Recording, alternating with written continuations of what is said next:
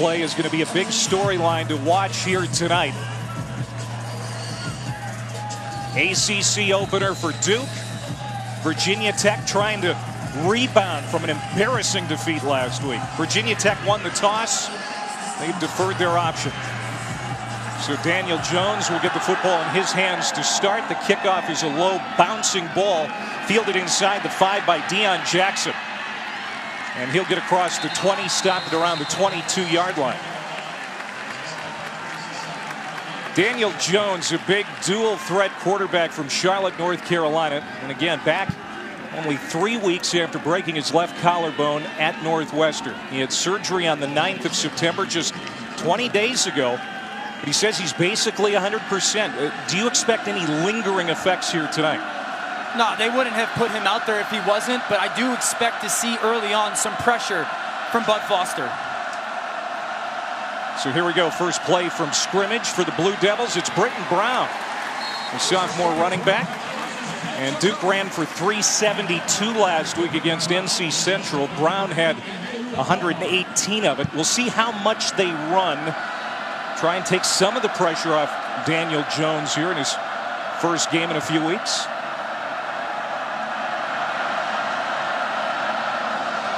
Well, as I say that, he steps up trying to pass for the first time, and he's complete. Eluded the rush and got it to Jonathan Lloyd, his senior physical captain. Picks up the first down. He's finally brought down by Caleb Farley, but it's a gain of 9 yards, and they'll move the chains. How about that, hanging in there and delivering a strike under some pressure? Duke's going to want to go with tempo. They are quick over the ball.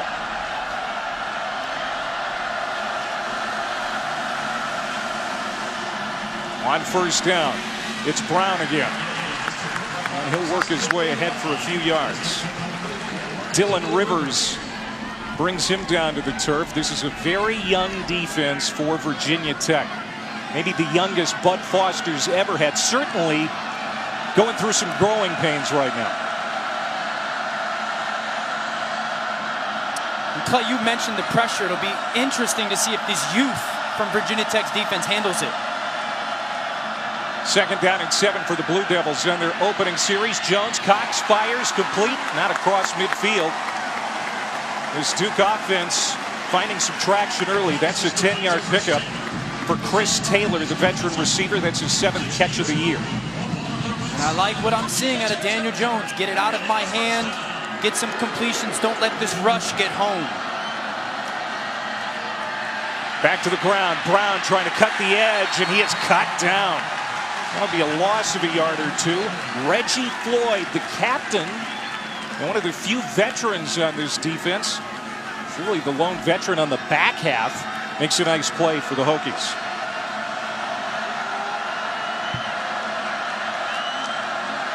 Second down and 11. Play action. Jones taking a shot. Going deep, and in and out of the hands of Taylor, incomplete. They got his paws on it, but couldn't haul it in. Good coverage in the secondary by Bryce Watts. And Jones took a shot, and he hasn't taken one of those in a while. And we wanted to know, how do you feel, Daniel Jones? Well, this will show you he's pretty good. This is a good shot down to the ground. Lands on that left shoulder, which was the broken clavicle collarbone. A beautiful throw downfield, got to get caught. Looked like there was some movement on the right side. False start. Offense number 77. 5-yard penalty.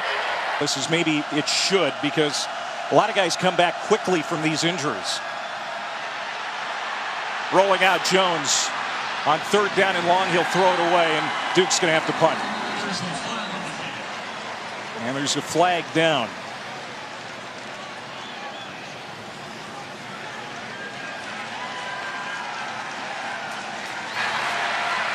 Ineligible downfield number 67. That penalties decline. 4th down. Not going to matter. Riley Johnson, our lead official here tonight. So what did you gather from that first series? Some good stuff by Duke. It's nice to see Daniel Jones. That's the biggest question mark for this offense. How is he? He hasn't practiced a ton the past couple weeks. Is he healthy? That question has been answered. Damon Hazelton back to return. There's punt. You got to be careful when you're playing Virginia Tech. That Beamer Bowl special teams approach. Not able to block Austin Parker's punt.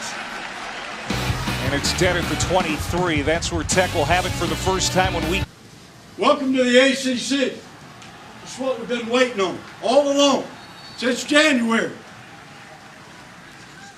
I can tell you this is not about them, though. I'm tired of hearing about Virginia Tech being mad. I'm tired of hearing about Virginia Tech. Period. It's our season. It's about Duke.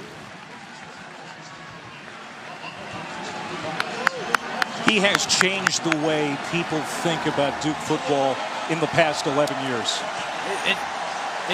Duke has become a football program, and it's because of the standard that he set. And I know he's 64, but he talks very young. Opening series now for Virginia Tech with Ryan Willis at the controls. Here's Grimsley with the catch. First down, Hokies. Hezekiah Grimsley, the sophomore big play guy, brought down by Josh Blackwell. Ryan Willis says there's no throw I can't make, but tonight I just want to be clean. I want to play within myself. It's his first start since 2016 when he was a Kansas Jayhawk. Now we got a marker on the field. This is going to be a false start. Number 14, 5-yard penalty, first down. It's on Damon Hazelton, the receiver. First penalty on Virginia Tech. And when we talked to him last night, Clay, Ryan Willis was adamant. I'm not going to be nervous. I'm ready for this moment. I want to take it one single play at a time. Really good start from him, taking a shot on second down, getting a nice third down conversion. Facing first and 15 after the penalty, Stephen Peoples, the senior, and their leading rusher is snuffed out. Dylan Singleton and Derek Tangelo bringing him down. Tangelo, the big defensive tackle, coming off an 11-tackle game last week. That's what Duke wants to do, stop the run. They know that's going to be a big part of the Virginia Tech offensive attack tonight. Willis is complete, caught at the 45. And Hazelton steps out of a tackle or two and gets close to the first down. We'll see where they spot it. Joe Giles Harris brings it down. It's a pickup of 14, so it'll be third down and short. Tech going with a little tempo here. And again, the Duke defensive front right up the middle. Joe Giles Harris again, and his good buddy Ben Humphreys. Those two linebackers are the heart and soul of this defense, and they're going to get off the field on third down. Huge for Duke. Huge to get off the field on that third down. Their two veteran leaders step up, tackle behind the line of scrimmage. Now you're flipping the ball back to your quarterback, Daniel Jones. Now the punter going to take off. That's actually Farley. I don't know if he got it. Caleb Farley on the fake. And he was brought down by Keaston Fuller, well short of the line to gain. And Duke's going to take over near the midfield stripe. What do you think of that call by Justin Fuente? I'm the one who loves aggression. But we also heard Fuente and everybody at Virginia Tech talk about how this will be the best coached team they will play all year. That just showed up right there. Duke's special teams coach is an ex-Army lieutenant. Having his guys do their jobs. Paying attention to every little detail. Prepared for everything. And Duke with a huge play to start this game. Justin Fuente getting it in the hands of Caleb Farley, one of his most dangerous weapons when it comes to speed. Even though Farley's coming off an ACL, still the fastest guy in the roster, but he couldn't get around that corner fast enough on that trick play, and now Duke is going to take over near the midfield stripe, we think. Or did Farley get it? They're coming out for a measurement. It sure didn't look like it at first blush. And the big thing was they had numbers. And I mentioned Kirk Benedict, the special teams coach for Duke. You get numbers because you're prepared. No, it's not even close. Duke's got it.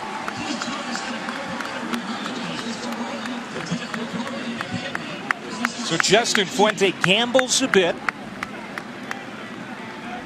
And Duke We'll get good field position to start series number 2 as we take a look at the impact players, Dano. And for the Duke offense, you've got to look at the receivers, TJ Ramming and Jonathan Lloyd. If you watch the Virginia Tech defensive tape from last week, some big plays over the tops of their DBs. Those receivers got to go make some. And then I mentioned the Virginia Tech DBs.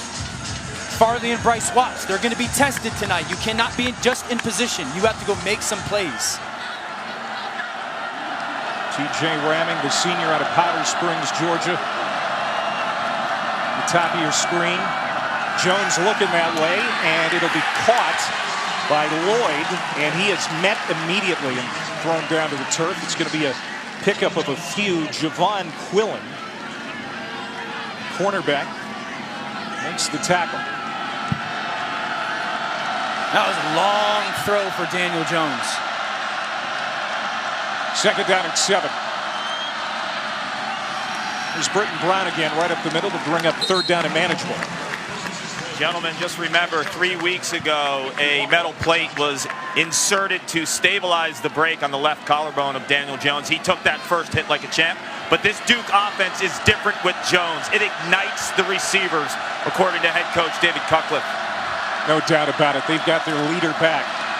Ball tipped, and it's intercepted. Picked off by the Hokies.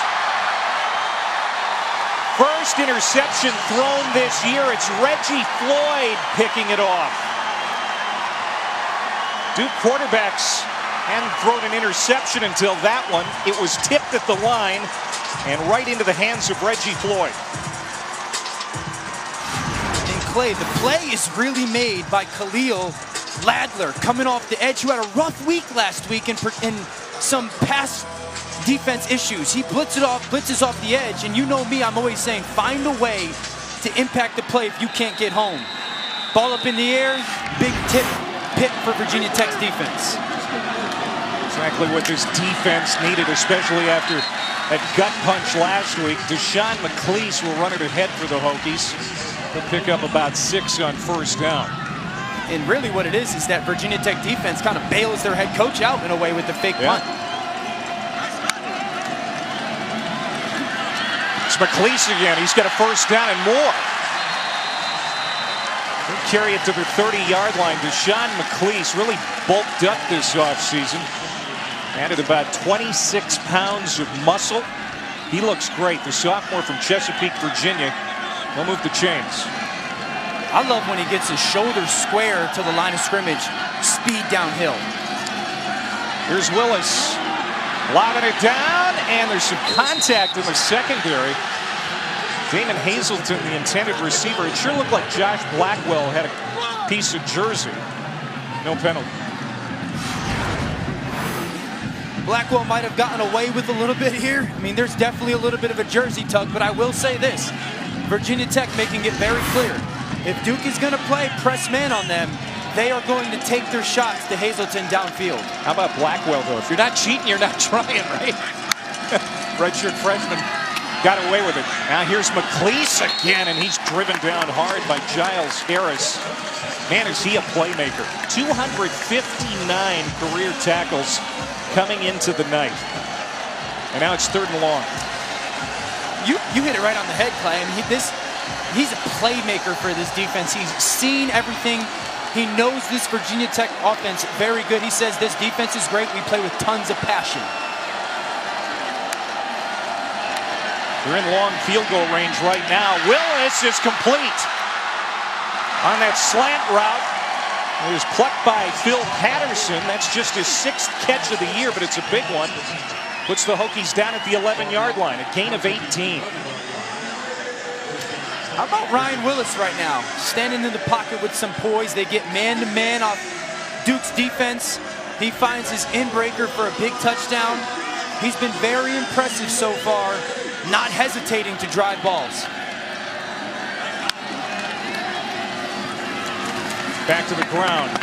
That's McClease, maybe a yard. Virginia Tech this year, Dan, has been pretty good in the red zone. They lead the ACC with 9 touchdowns. Also have 3 field goals and 13 trips. Trying to get on the board here early in this first quarter on the road. That's Cunningham, the tight end. Lines up to the left of Willis. Fakes the handoff, throws to the end zone. There's some good coverage there in the secondary by Marquise Waters. And that pass intended to Savoy lands incomplete. A little lucky here for Ryan Willis. They're really trying to get Marquise Waters to suck up on a run fake. He doesn't bite, and he's in position to make the pick. That's something for us to pay attention to, is Ryan Willis seeing that next level of coverage from Duke. Willis threw 17 interceptions as the starter at Kansas. He'll go to the end zone again. More contact. Again, no penalty flag. And that was Miles Hudzik on the coverage that time, intended for Eric Kuma. And it's 4th down. The field goal unit will come out for the Hokies. The one thing that Duke looks for in defensive backs, can you handle adversity? You know you're going to be playing man-to-man against these Virginia Tech receivers all night. You have to be up for the challenge no matter what. Brian Johnson, now 4 for 4 on the year on field goal attempts, nails that 28-yarder. And off the turnover, Tech gets point. Matt, I know it's your first time here, and you've been impressed with this place. It's beautiful. I mean, the old world charm of the buildings, great college life campus feel, not just a basketball program anymore. So Virginia Tech goes 9 plays, covered 38 yards. It's a 28-yard field goal for Brian Johnson.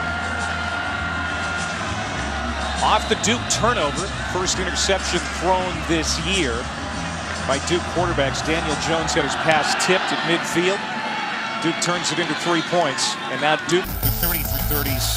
Having those on there is absolutely terrific. No doubt. There's only a couple I haven't seen, and that's where I'm going to watch them. No doubt about it. Deion Jackson is going to get the handoff, and he's probably going to regret it. As Rayshard Ashby, the middle linebacker, brings him down for Virginia Tech. Second on the team in tackles.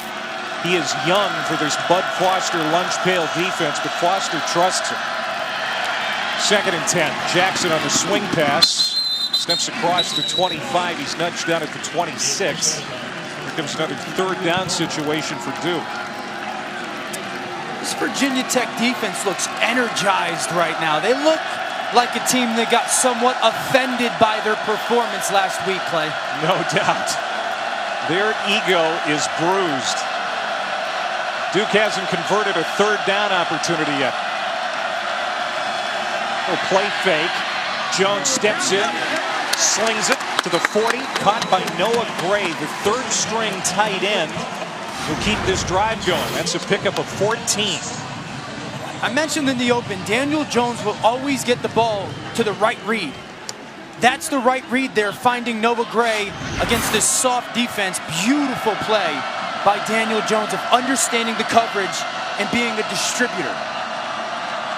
Jones now 5 of 8, 37 yards passing and a pick after missing 2 weeks with that broken collarbone. He can still run, and he's still good at it. 1st down. Caleb Farley chased him to the sideline. Daniel Jones, 15 rushing touchdowns the last 2+ seasons. And you and I have been talking about it all week. We wonder how the run game for him is going to be different as they try to protect his shoulder.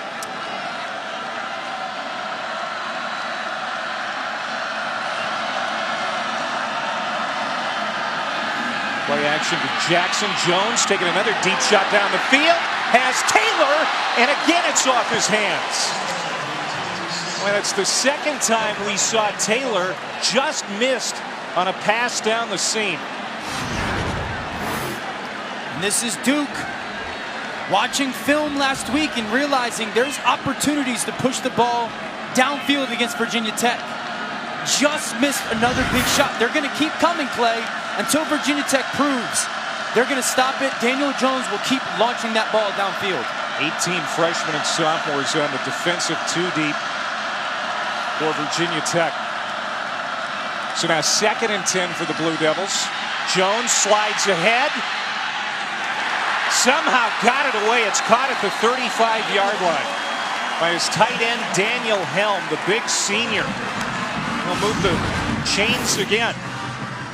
One of the things that stood out in meeting Daniel Jones and shaking his hands yesterday, he's stronger than he looks. That strength in the pocket right there, finding a way to get that completion.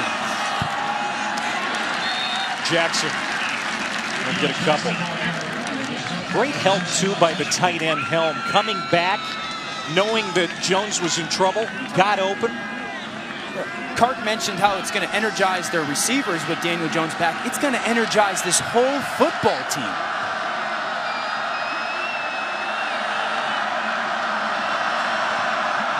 Second and 9 from the 33.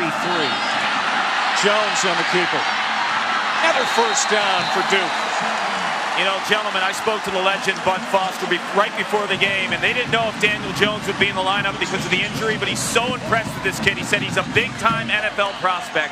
Incredible pocket awareness, but the running is what makes him to the next level. And he said last year, he was their leading rusher against them, so flush him out of the pocket, he kills you with his wheels. You just saw Foster. David Cutcliffe says he knows he's going to come in here with a chip on his shoulder. Jones to the end zone. Has a man. Touchdown, Noah Gray.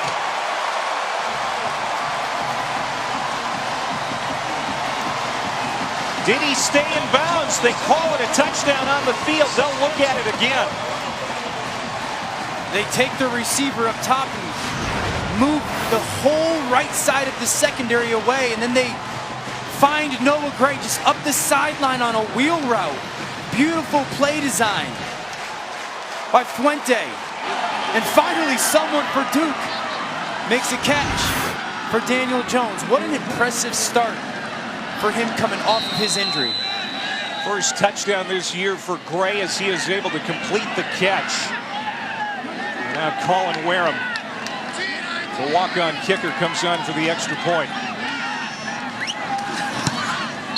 So the third time into Virginia Tech territory is the charm for the Blue Devils. They're on the board.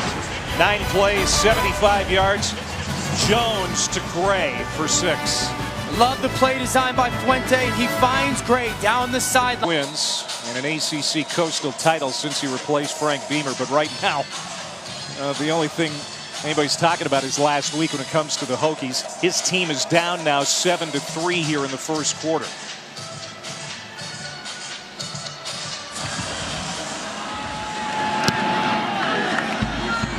Noah Gray on the touchdown reception for the Blue Devils. This is Terrius Wheatley, son of Tyrone Wheatley, on the return out close to the 25-yard line. So Josh Jackson, the starting quarterback for the Hokies, suffered a broken leg in that ugly loss last week to Old Dominion. He had surgery on Tuesday, might be out for the year, didn't even make the trip here to Durham. He threw for almost 3,000 yards last year as a redshirt freshman. He was a big part of the plans for this season. But now Ryan Willis, the Kansas transfer out of Overland Park, Kansas, making his first start since 2016 when he was a Kansas Jayhawk. That's Stephen Peoples on the run, maybe a yard. And Virginia Tech is very fortunate to have Ryan Willis, a kid who's got a ton of experience. This is not new to him. They feel very comfortable with him running their offense. Now, he's been around the block. 10 starts at KU between 2015 and 16. Lost all 10. That was a bad Jayhawks team in those 2 years. Stephen Peoples, catch and run for a first down. Give him 11. Giles Harris, another tackle for the Blue Devils. Really nice play design by Justin Fuente. Finally, this time I had called David Cutcliffe Fuente before on the Duke touchdown, but taking his back, trying to spread the defense horizontally in man-to-man. It's just outrunning the defense. Here's Hayden Hooker now coming in, and Justin Fuente told us this week that Hooker might get some snaps at quarterback. He is now the backup to Willis, and we know how backup quarterbacks have been factoring in to the college football storyline this year. Just ask the Clemson Tigers. We saw that today. But after one play, Willis comes right back out onto the field. Really good to get Hooker some reps. You never know when you're going to have to rely on him to come in the game. Play action. Willis running out of time, throws a shot deep downfield. Oh, Grimsley had it in his hands and couldn't hold on. Hezekiah Grimsley nearly hauled it in at the 15-yard line, but it's incomplete. And third down and long coming up. And Grimsley is Virginia Tech's speed receiver down the field. Willis launches this ball, almost an incredible catch. Both these offenses tonight being very aggressive, giving all their receivers opportunities to go make some plays. Grimsley with some big moments last year for the Hokies as a true freshman. We're expecting big things from him this year. Now there's Kuma with the catch. Caught at the 45-yard line of Duke. Eric Kuma is a guy they really trust, and in third and long, they go to him as Hendon Hooker comes back in. Beautiful ball placement by Willis, just taking a little tempo off of it, understanding that's a big, long, athletic receiver out there, letting him go make that back shoulder catch. Hooker, a dual threat redshirt freshman, North Carolina native too. He'll keep it. He'll turn it out. He'll take a hard shot at the 41-yard line by Brandon Feaster, the nickelback. Hooker came out of Dudley High School in Greensboro, North Carolina. This has to be a thrill for him, getting some reps here right away in the first quarter. And they love him. He's a long, athletic kid, getting better with throwing the football. He's got a bright future for Justin Fuente and Virginia Tech. Now Willis out of the gun. On 2nd and 6, that's a first down reception for Eric Kuma. Only upperclassman in the wide receiver core. That's a gain of 10 for Kuma. Starting to see Ryan Willis kind of settle into some rhythm here. Not only is he settling the rhythm, but Justin Fuente as a play caller has got to get a feel for him as well. How does he like to start games? When he gets settled in, what kind of tempo is he playing at? This is a very good rhythm drive for Ryan Willis and Justin Fuente. Peoples in the backfield. We'll send Wheatley around on the jet sweep. Terrius Wheatley. Of course, dad Tyrone.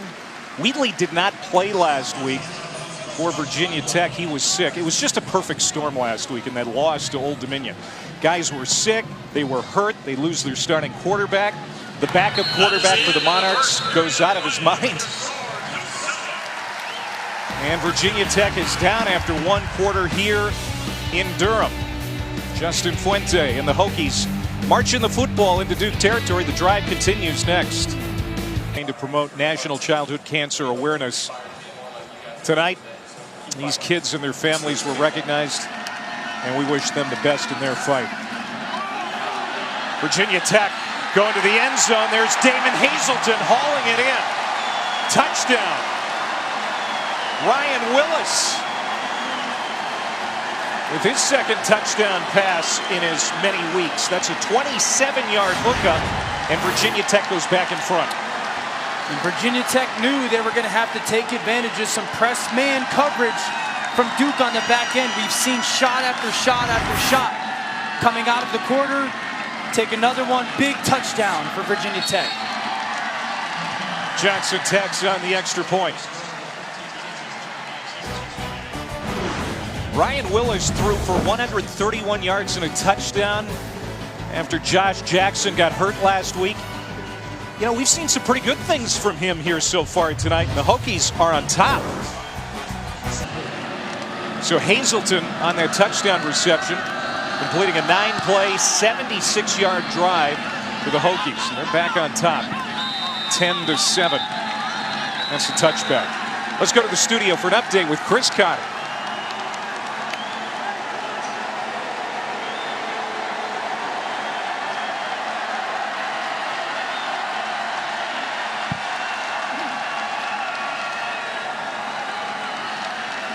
All right, Chris, thanks very much. Duke got a win at Northwestern, week 2. The defense played really well in that game for the Blue Devils, gave up just 7 points. Duke 4-0. Down by 3 now as Daniel Jones feels some pressure, spun around and he's sacked.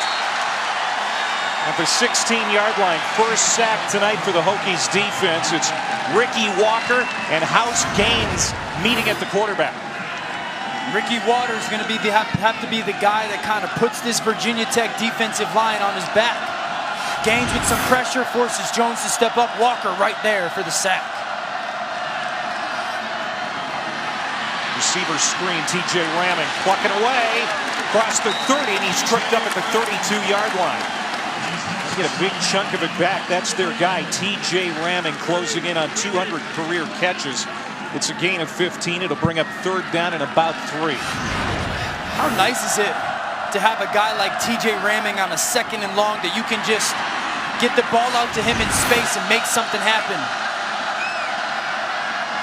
Try to pick up the first down on the ground, but Deion Jackson is swallowed up. And Virginia Tech defensive front led by Jared Hewitt this time. He has a huge motor at nose tackle, and Duke will have to kick. And Hewitt's a D lineman that's a little bit light, but he gets on the right angles. He gets in the right leverage with his pads. A beautiful job of scraping down the line of scrimmage and cutting off that lane. Virginia Tech defense starting to make some plays. Damon Hazelton back to return this punt from Austin Parker, where that sack really killed the drive. A loss of 8 on that play. Ball comes out. Loose football at the 13-yard line. Who's got it? That's going to stay with Virginia Tech. Punt of 53 yards. And the Hokies are fortunate that they were able to recover. Quillen is shaken up.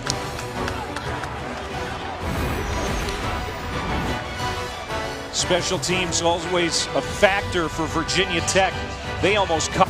Let's get your impact players.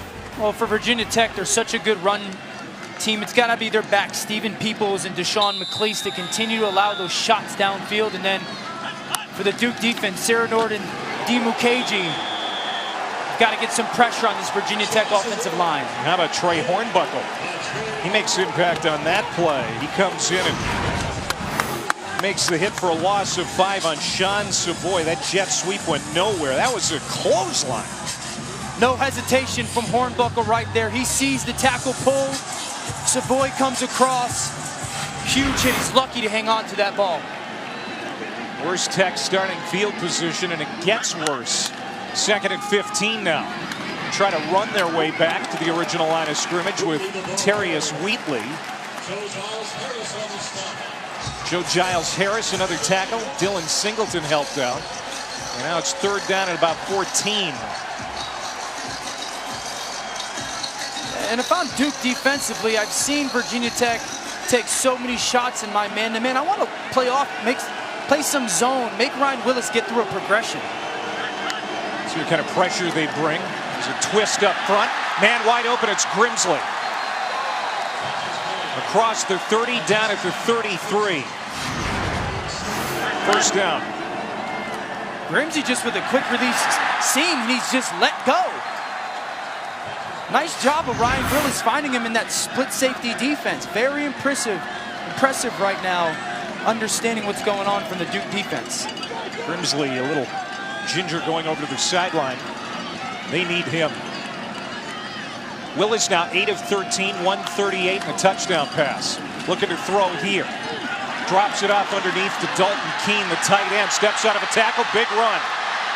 To the 40, and Duke still on his feet along the sideline. Inside the 30, 10, touchdown!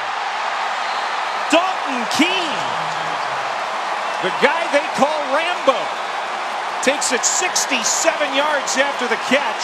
Touchdown Tech.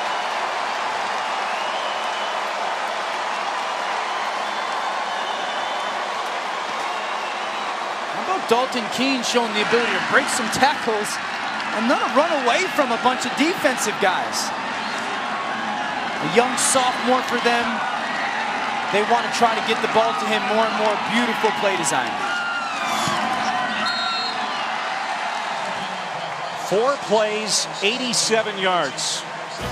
Just a minute and a half. Keene with that headband and hair. They love Rambo. And now the lead is 10 for Virginia Tech on the road.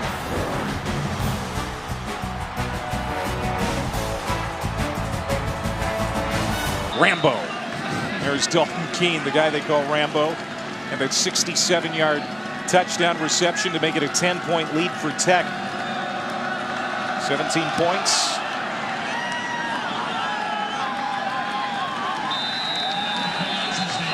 On the board for the Hokies. Duke now, we'll see how they respond. How about this play design by Virginia Tech offensive coordinator Brad Cornelson of taking Savoy in a jet sweep motion. That takes this Duke safety out of the picture back to the middle of the field. It just leaves one defender to that side of the field for Virginia Tech to have to go block in this screen game, which is Leonard Johnson. The offensive lineman gets out on his block and it leaks. The tight end, Keene for the big touchdown. Daniel Jones avoids the sack, rolling to his right, swings it downfield, and it is caught on the comebacker by Jonathan Lloyd. The former two-sport star here at Duke bails out his quarterback. That's an 11-yard catch. What an impressive throw for a guy coming off a broken collarbone to be able to make. Beautiful job by Lloyd coming back to the ball.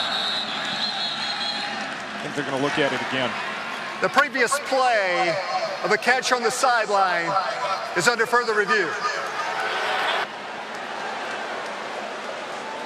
Daniel Jones, he threw for almost 200 yards against Army. And at Northwestern, 4 touchdowns, no interceptions coming into the night. He is now 9 of 13, over 100 yards with a touchdown and an interception. The pass on the field ruled complete. Now they're looking at it upstairs. Andrew Panucci is our replay official. Looks like a pretty clean catch. Looks like he gets both of his knees down and secures that catch before ever rolling out of bounds. Yeah, that's a clean catch. After further review, the ruling on the field is confirmed. It's confirmed. Jonathan Lloyd, the guys absolutely love him. Senior receiver from Graham, North Carolina. We got a chance to talk to him yesterday. What a delightful young man. Former center fielder on the Duke baseball team. He gave up the baseball part of his college experience to focus on football, and he's been absolutely terrific for David Cutcliffe. So now first down at 10 for the Blue Devils. It's Britton Brown finding some running room on the right side. Good pickup on first down. Brown averaging almost 6 yards per carry. And on that one, he'll get 8.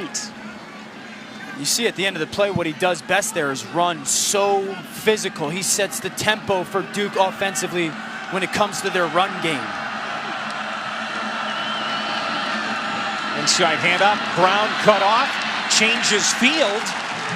And he's going to pick up the first down. Ball came out.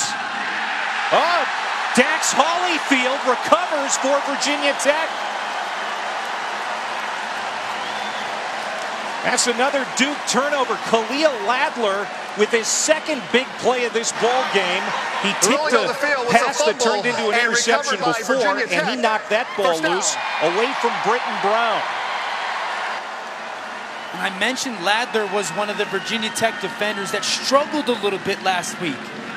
And they had very open meetings defensively, showing the things that they didn't do well. Ladler playing hard, finding a way to get to the foot. It looked like Duke turned it over for the second time tonight, but here is the look that they are taking a peek at upstairs. Andrew Panucci, our replay official, and it sure looks like Britton Brown's right knee is down. Looks like this is going to be overturned. Yeah, Duke's certainly fortunate that his knee is down, but I will say this Virginia Tech defense looks like a Bud Foster defense right now with the way they're running around, getting to the football, getting their hands on the football.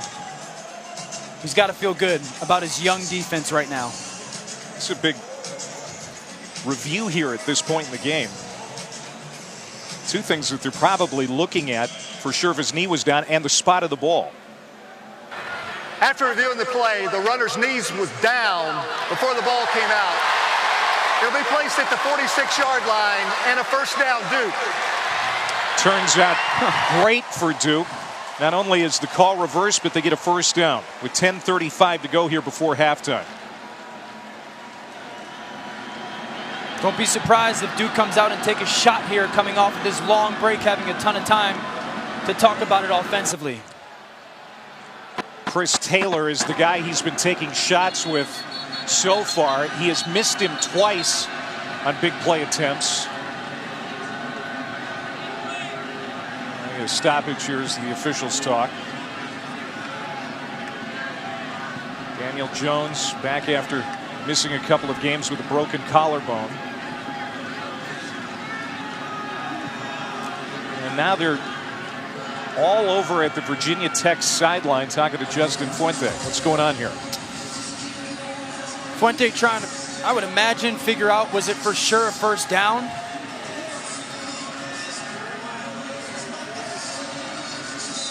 I don't think Fuente's going to get his way on this. We're ready to go. First down and 10. Ball at the 46 for Duke.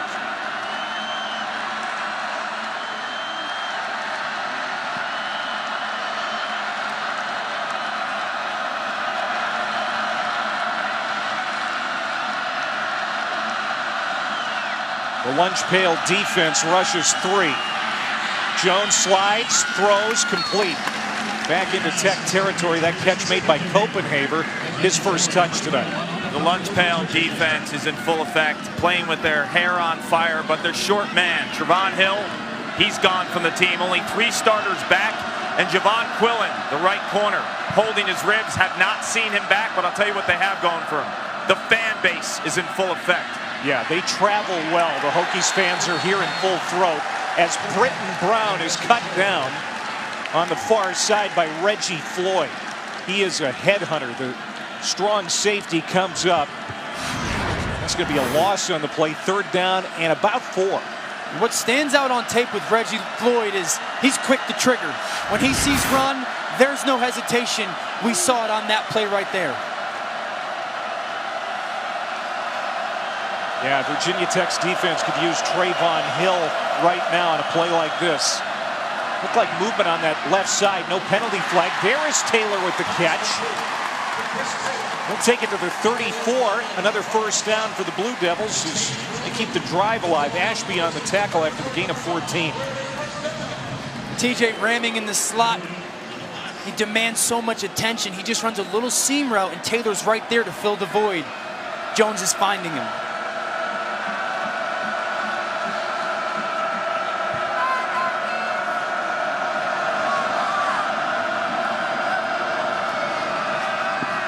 Again, they rush 3, so Jones has plenty of time. To the outside, it was underthrown.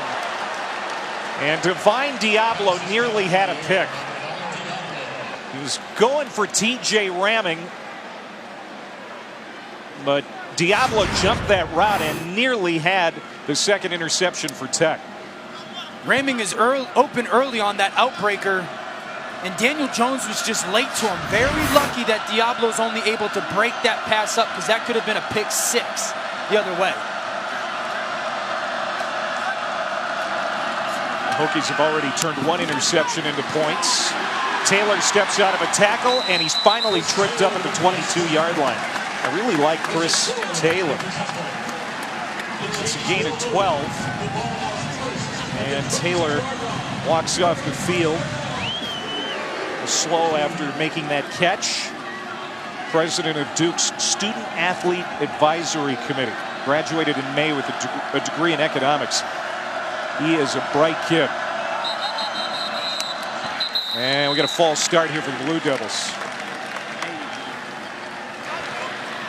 False start. Offense number 80. 5-yard penalty. Still first down. Daniel Helm. That's the second penalty on Duke. They are always so buttoned up when it comes to keeping penalties at a minimum. Average just 4 per game, 3rd fewest in the ACC. Clay, if I'm Duke, I'm just going to continue to find ways to get the ball to receivers on the edge and make these young Virginia Tech DBs tackle. Jones looking for Bracy. Open in the end zone. Incomplete. Couldn't haul it in. And pretty good coverage in the secondary by the freshman Caleb Farley. So now 2nd and 15. really cool play design by Duke. And Zach Roper, they bring Bracey all the way across the formation, clear out with some receivers. They get the leverage they want downfield on Caleb Fairley. Just got to come down with some of these catches for Duke. Now, Jones hasn't been helped out by his receivers. That's probably the third or fourth pass that should have been caught. Jones got hit from behind, and it's incomplete. Third down and long as we go to Chris Cotter.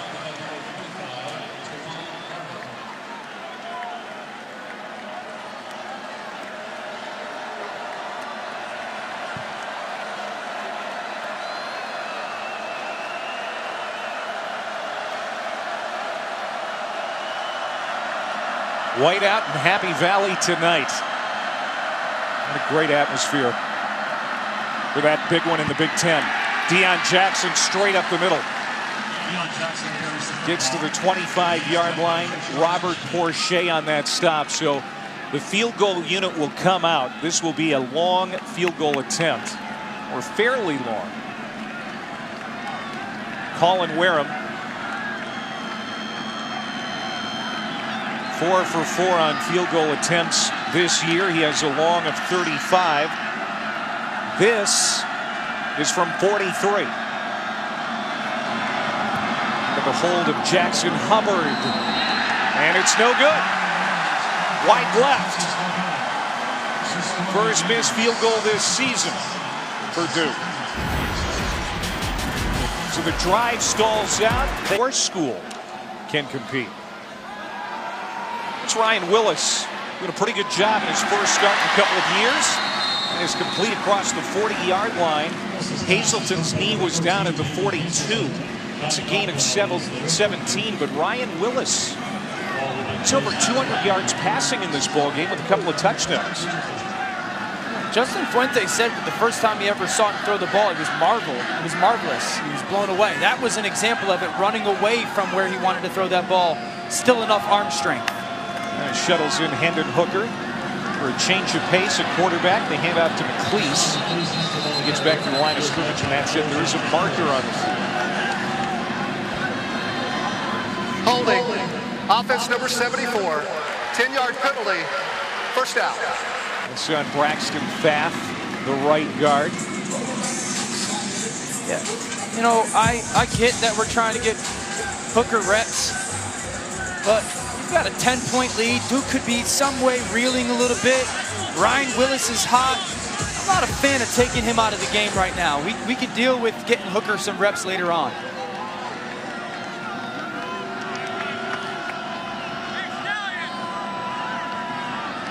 Ryan Willis's parents are in attendance here tonight in Durham.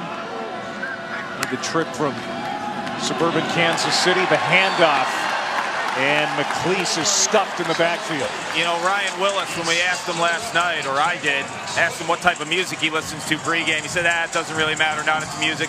I've been watching him in warm-ups, how cool and calm this kid is in between plays. He's bopping his head around to the rap music in the background. He is in a zone, and for a kid who hasn't started in over 2 years, he's feeling it. And he celebrated his birthday yesterday, turned 22. And for his birthday, he got sandals and a framed picture of his dog. He is even-tempered. McLeese on that catch. It's going to be third down and a mile as we go to Chris Cotter for another update.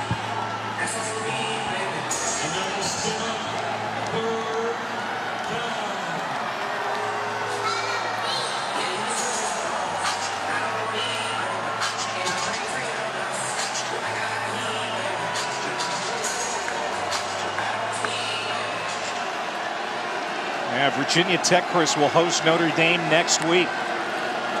Willis and company facing third down at 24, and he has got a running for his life. All kinds of traffic in the backfield. Dumped for a loss of 1.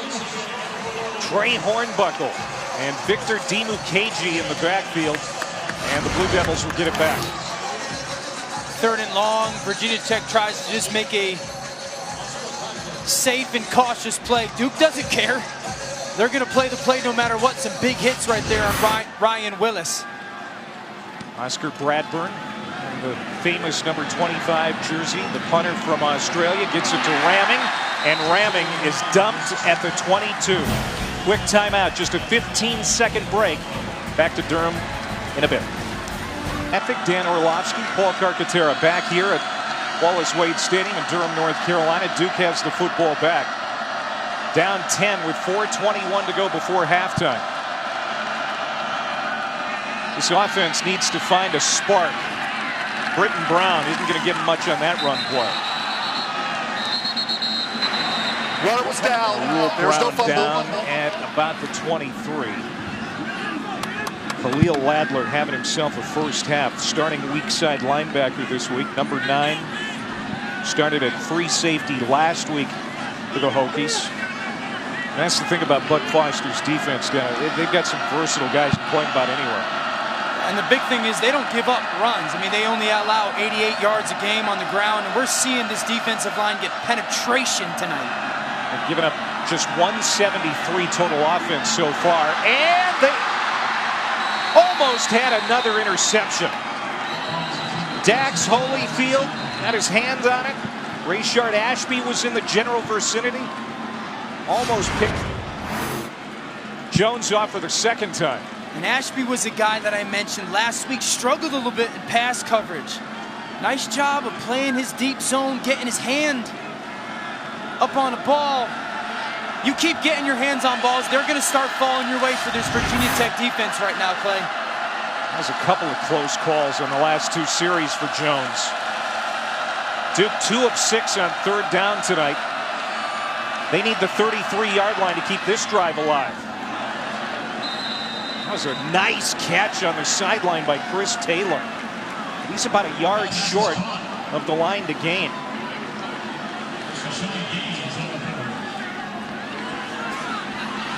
That's the 4th catch for Taylor here tonight. He's been targeted 6 times. And it's going to be 4th and a yard. And let's see what David Cutcliffe and company decide to do. Probably just let this clock run out. Call timeout as the play clock hits 0 and discuss this if it's worth going for offensively. Duke timeout. Another quick.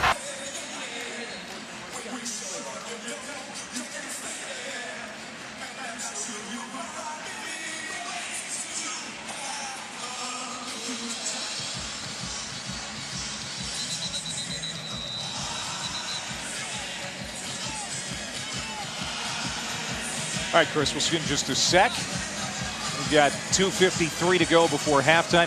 Yeah, what about what happened today at Clemson? Yeah. Kelly Bryant, who leaves the team, and the unthinkable happens for Dabo Swinney's club. You know, worst case scenario, it's a college football playoff caliber team that's been entrusted to be one play away from their season kind of being ruined now. They pulled it out, though. Give them credit. They found a way to win. So out of the timeout, 4th and 1. Duke is 5 for 12 this year, going for it on 4th. Out of the gun to Brown. And it'll depend on the spot. It looks like Britton Brown picked it up.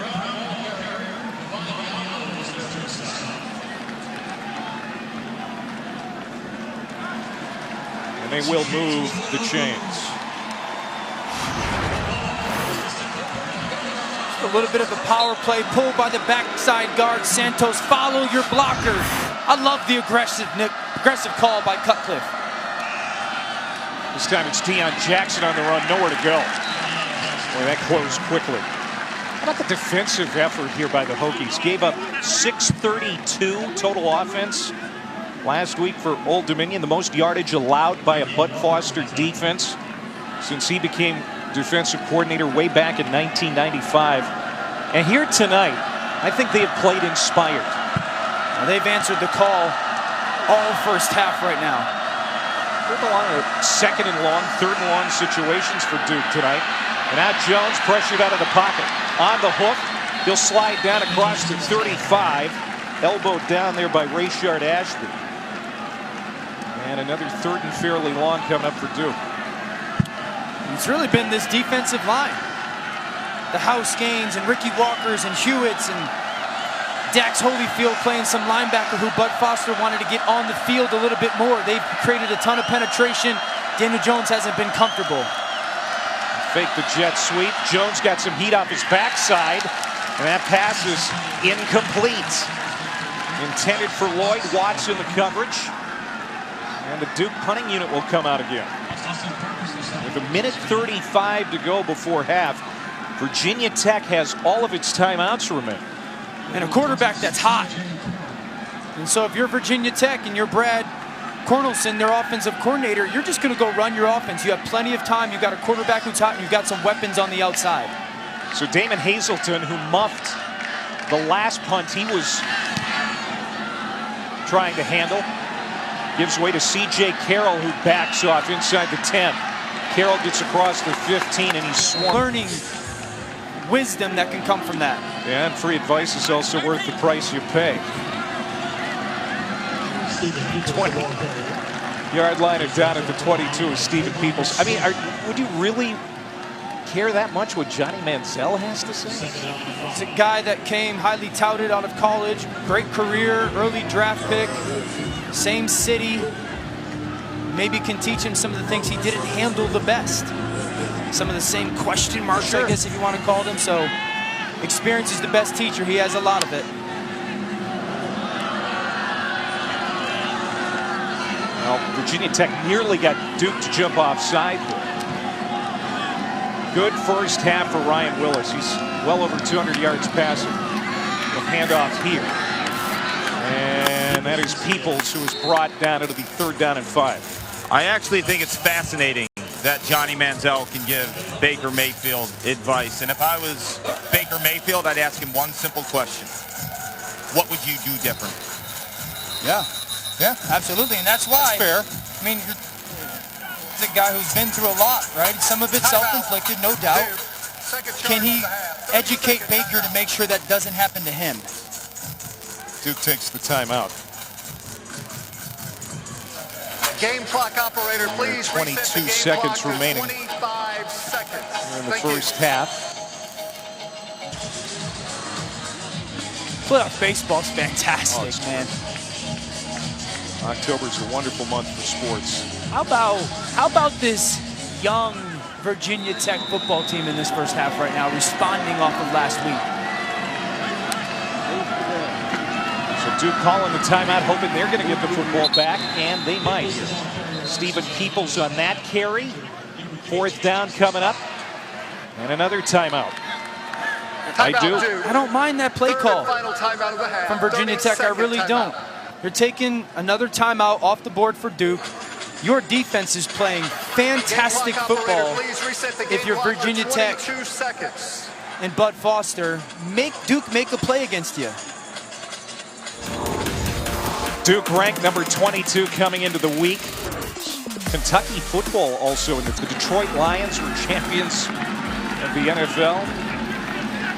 Clay Matvig got his driver's license. No, I'm not that old. Come on. You're killing me. David Cutcliffe, though, he was just 3 years old. Wow. Turned 64 here a couple of weeks ago. He is a young man in spirit, and keeps himself up, stays young when it comes to football. He has really adapted well and is doing a great job recruiting talent to this program as Duke gets the football back here.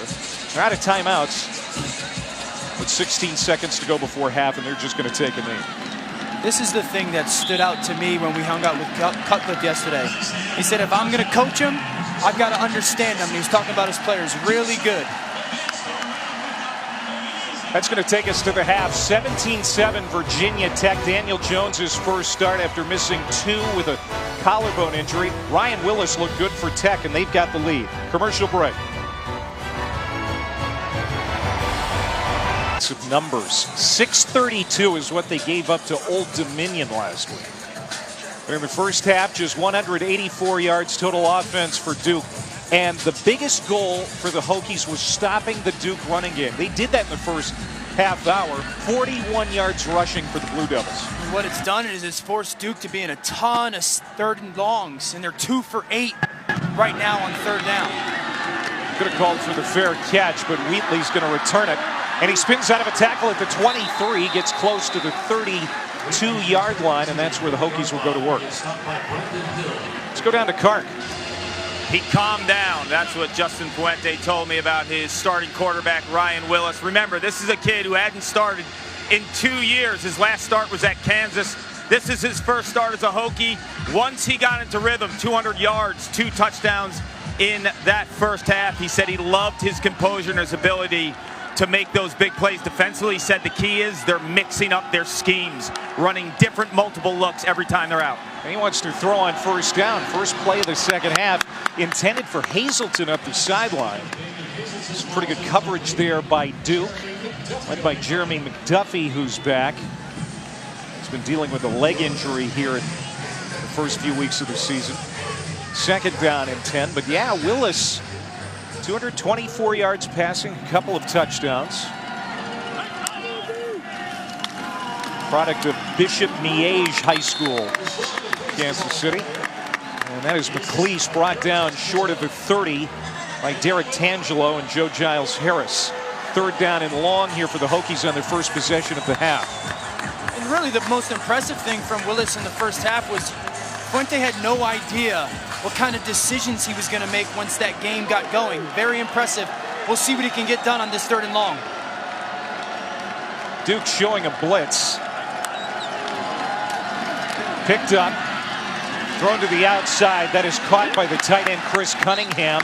He's going to be chopped down by Singleton in the secondary. A gain of 6, but not enough for the Hokies offense. They will bring out the punting unit. TJ Ramming will go back to return. This will be the third punt for Oscar Bradburn. The Aussie gets the snap. It's a pretty good kick. Ramming calls for the fair catch. And Duke will go to the work at the 16 when we come back after this quick 15-second timeout. Junior quarterback from Charlotte, back only 3 weeks after breaking his left collarbone. 143 yards passing in the first half, a touchdown throw, also had a ball tipped at the line that was intercepted. He'll hand off on the first play for Duke here in the half, and it's Britton Brown, the gain of about 4. Your thoughts on what you saw from Daniel Jones, especially considering what he's coming off of?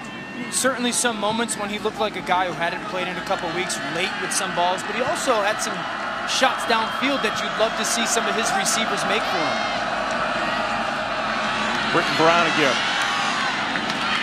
And that's going to be a first down carry for the Blue Devils. Diablo and Ashby make the tackle. Now, you played 13 years in the NFL. Before that, you were at UConn. You've been dinged up with a collarbone injury in your past. How did you recover from it? Were you able to come back as quickly as Jones has? I broke my throwing shoulder collarbone first game in my senior year, along with 2 ribs, and was fortunate enough, great doctors, did not miss any time. Actually played Duke the very next game after. I don't believe that this injury has had any impact on him this evening. Injury especially timeout. since it's not on his throwing shoulder. Khalil Ladler is down.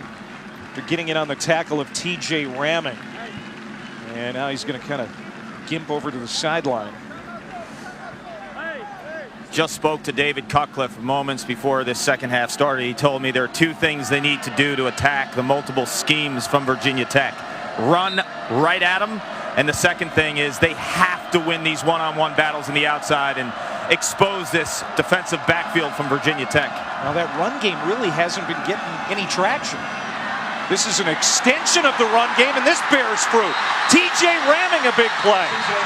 Stepped out along the sideline near the 40-yard line of Duke territory. It's going to be enough for a first down, of course. It could have been a real big play had he stayed in bounds. It's a simple play. I mean, they're just kicking him a little bubble out of the slot. The Virginia Tech defense is collapsing on a little bit of the run fake, and Ramming is gaining leverage down that sideline. That's going to be something they're going to go back to a lot this second half. Third catch for Ramming, now just 2 shy of 200 career catches. That was a gain of 17. Now Brown. This is what Virginia Tech has been doing all night, just squashing the run game. Divine Diablo, who did not play last week, he was nicked up. makes the tackle. He's from nearby Winston-Salem, went to Mount Tabor High School here in North Carolina. There's Bud Foster.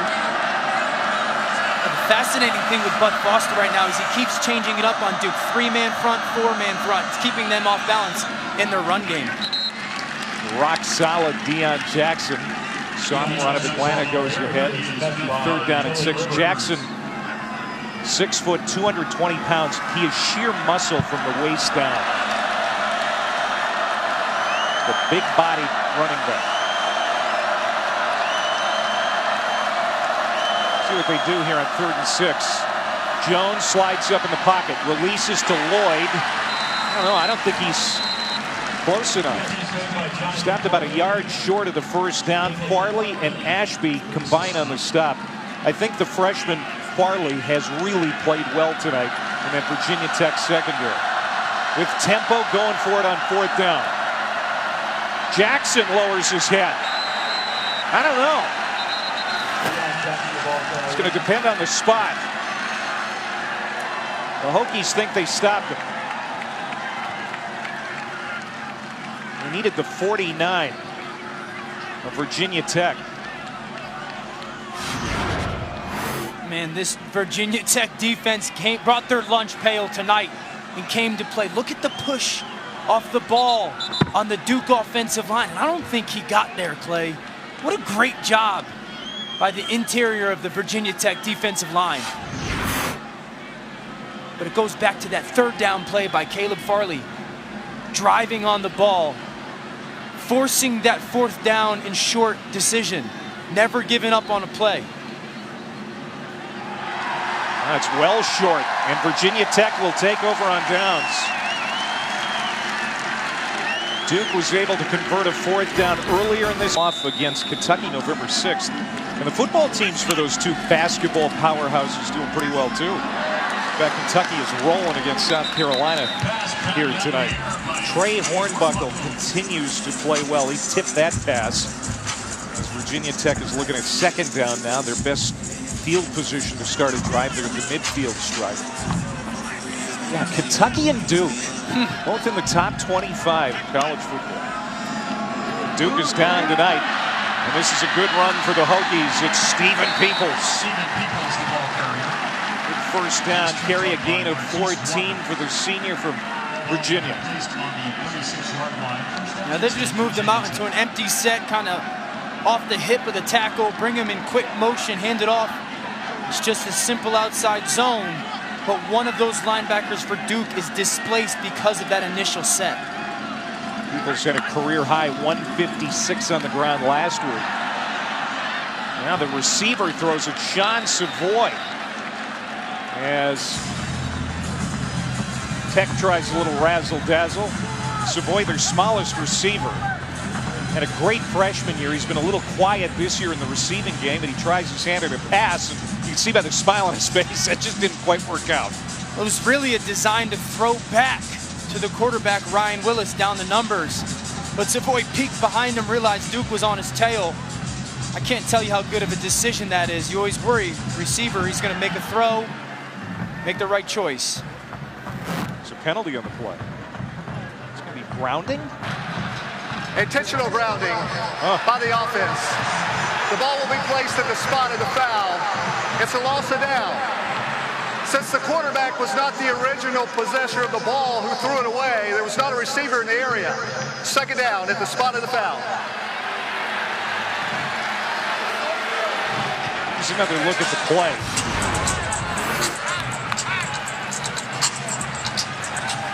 Savoy, you can see he's going to peek over his shoulder because he wants to be a throwback with Hornbuckle. Enough pressure, but he's outside of the pocket right there, and the ball got past the line of scrimmage. That's a 6-yard penalty. 2nd down, 16 to go. Play action. Willis looking for Kuma. What a catch! Eric Kuma. A contested reception along the sideline. Just beat Josh Blackwell to the football.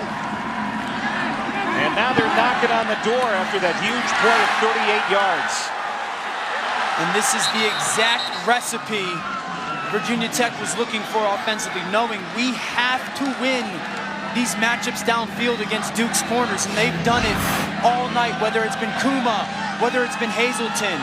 Their young receivers stepping up and making plays for their quarterback. Now they'll run it inside with Peoples toward the end zone. Did he get in? You bet. Touchdown. Virginia Tech.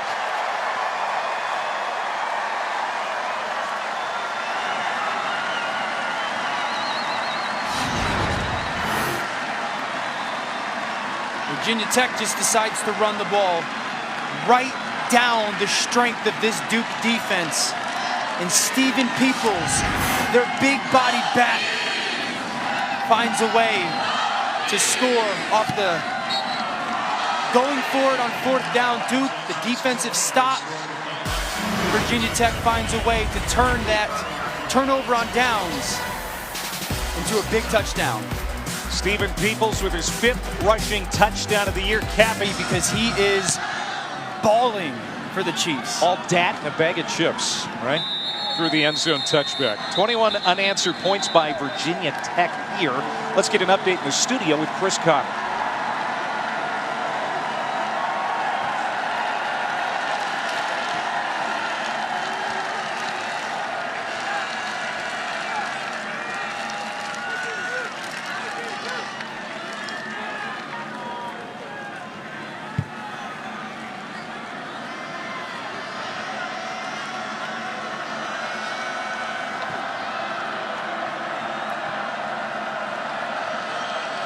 All right, Chris. Ohio State without Nick Bosa tonight. That's certainly a factor, you would think. There's a pass that's caught by Taylor. 30-yard pass play. Daniel Jones to Taylor to start this Duke drive. He's fitting one in a window right there, coming back all the way across the field. And Duke's going to have to throw the ball a little bit here to get themselves back into this football game.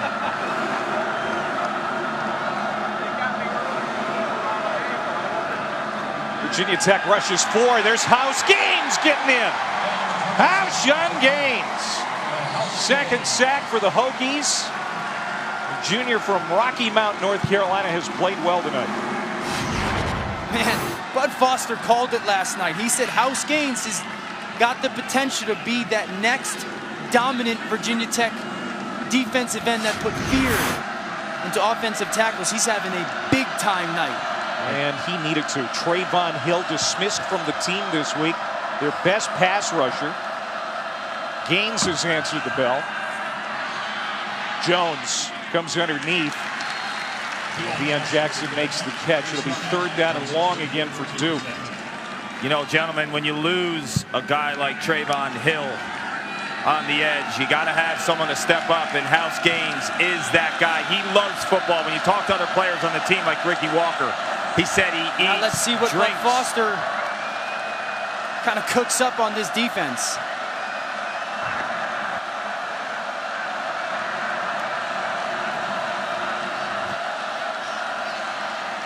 Jones hit, spins, incomplete.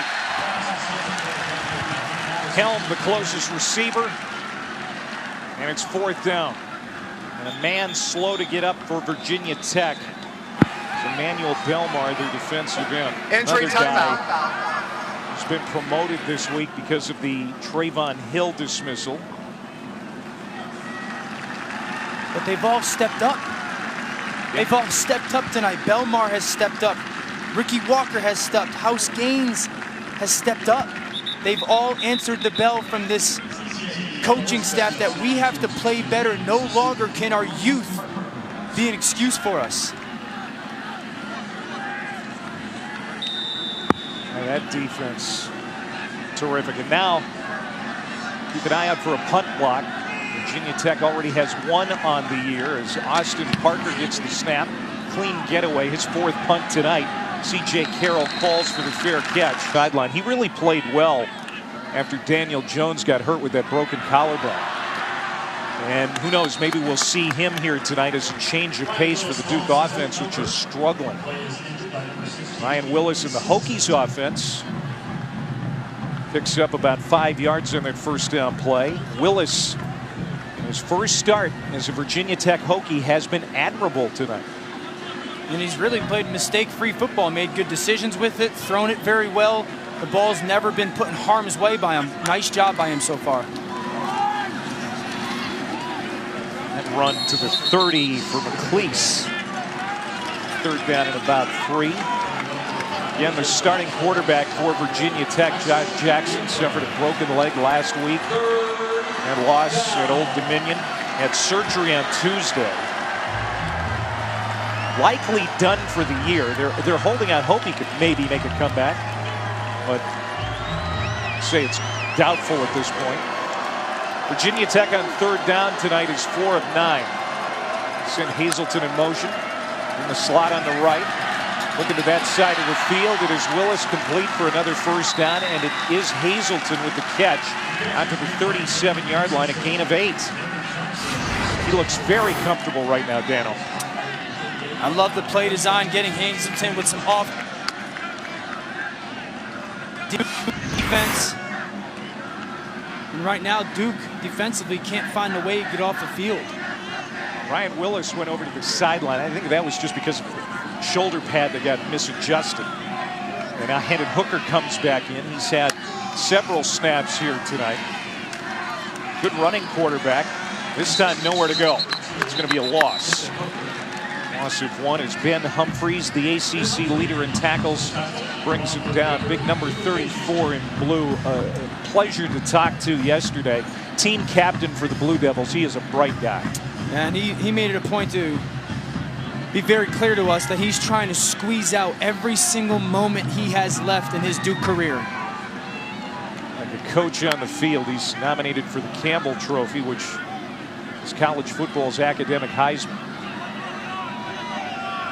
Willis comes back in out of the shotgun on 2nd and 11. He'll run it. That's a quarterback run play that picks up a handful. 3rd down and long coming up.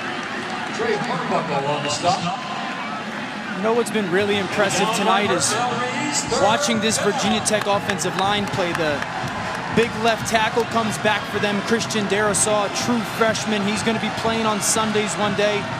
You know, one of the reasons Willis has been so good tonight, he's been kept pretty clean by this offensive line.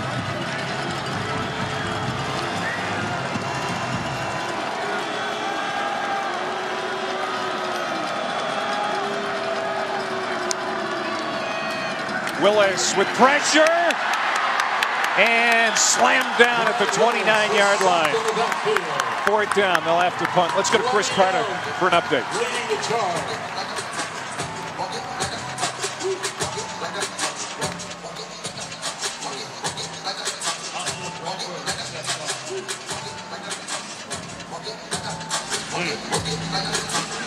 Penn State won a thriller in that matchup a couple of years ago. We'll see how this one turns out.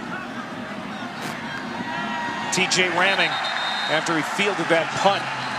Goes backwards, and Duke will start at the 26-yard line.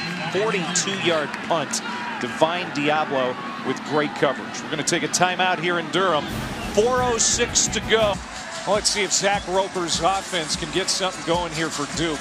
Daniel Jones is going to come back out and run the offense. We saw Quentin Harris warming up moments ago.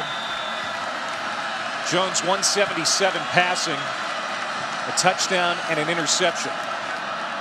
230 yards total offense for the Blue Devils, but that's been the real problem for Duke, Dano. Anytime they try to run up the middle, the Hokies' lunch pail defense has stopped them, and it hasn't been for very much. Tonight, averaging just 2 yards a carry. It's really been Pud Foster changing these fronts, giving them a 3-down front and a 4-down look, and it changes all the blocking schemes for Duke up front. What a difference for this defense from a week ago. It's another open field tackle. Jonathan Lloyd wrapped up quickly by Quillen. A lot of 3rd downs tonight for Duke. They're just 2 of 10.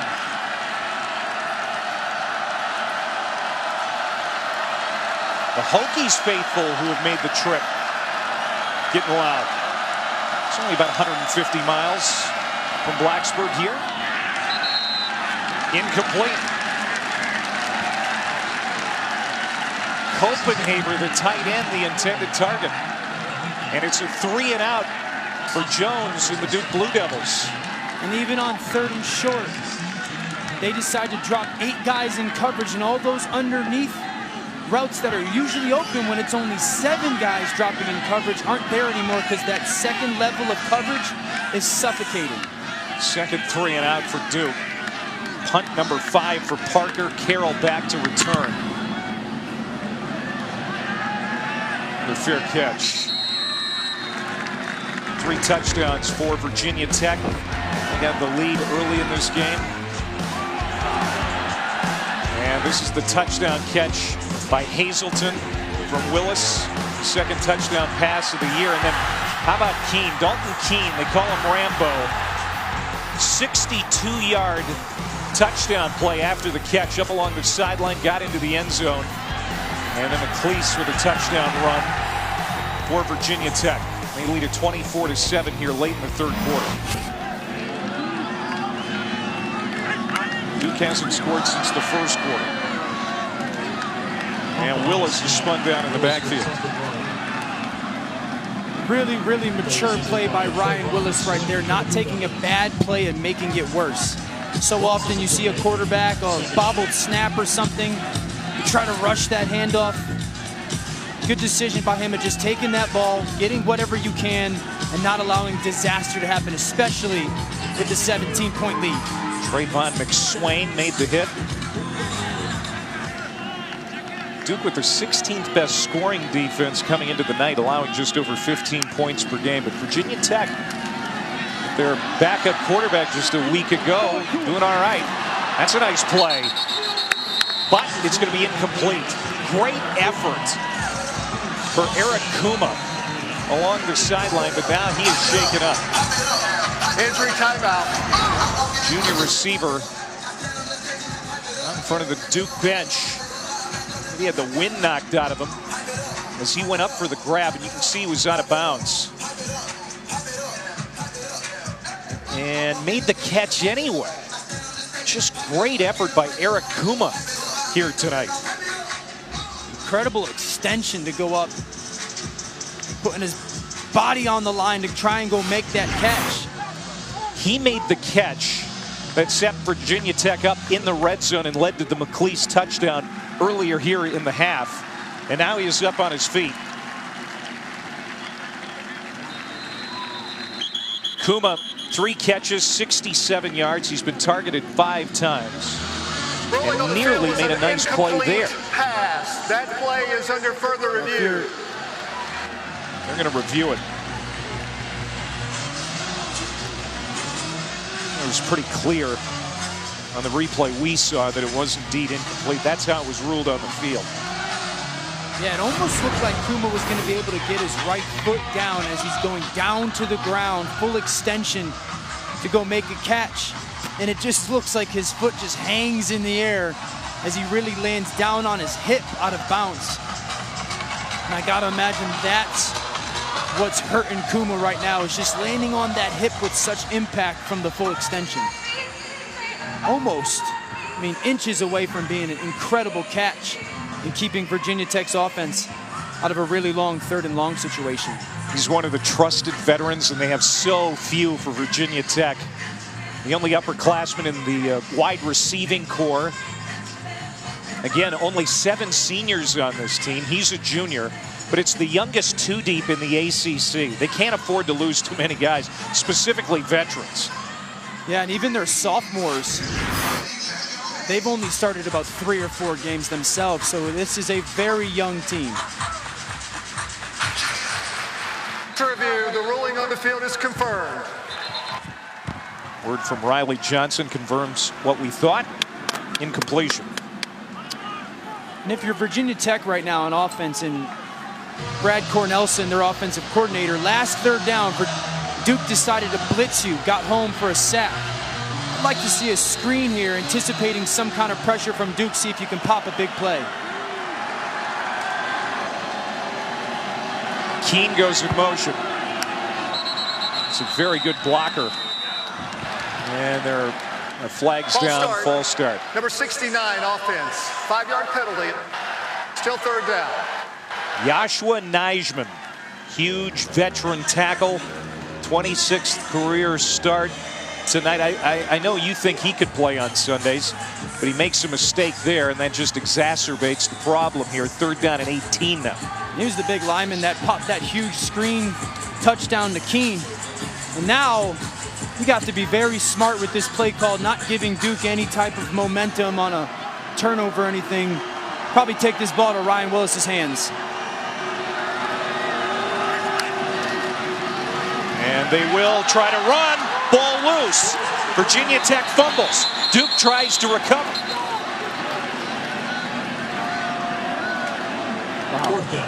And Virginia Tech dodges a bullet.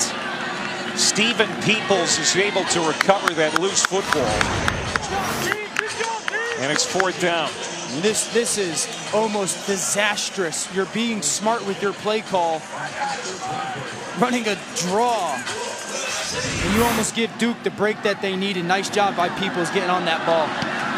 Bradburn with his 5th punt tonight. Bounces at the 43, takes a nice Hokies roll into Duke. I don't know about you. Jones is complete to the 40 of Virginia Tech. Jonathan Lloyd with that grab. It's going to bring up 2nd down and 1. Beautiful job by Lloyd of just finding the zone, being boring in it, making sure he's giving Daniel Jones a window to throw that ball. But I want to see Duke take a shot here again. They did early on, didn't capitalize on it with a couple drops.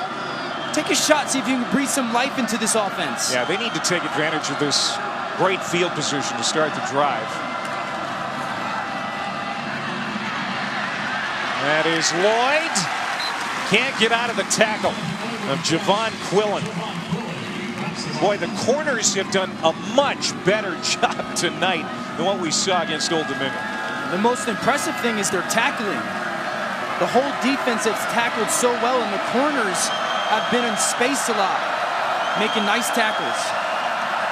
2 for 11 on third down are the Blue Devils. And it looks like Deion Jackson picked this one up. They'll keep the drive alive. First down, Duke.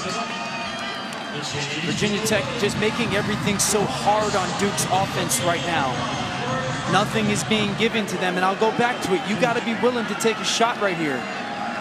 Well, Quentin Harris comes in. The backup quarterback. Started the last couple games while Jones was out with that broken collarbone. They hand it off, and nowhere to go for Marvin Hubbard. And that's how the third quarter is going to come to an end. 2nd down and long when we come back. Duke on the mark. This 7 Tech.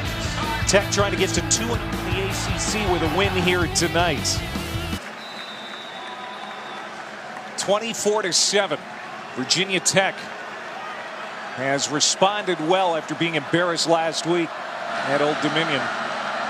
Duke has the football at the 40 of Virginia Tech. 2nd down and long.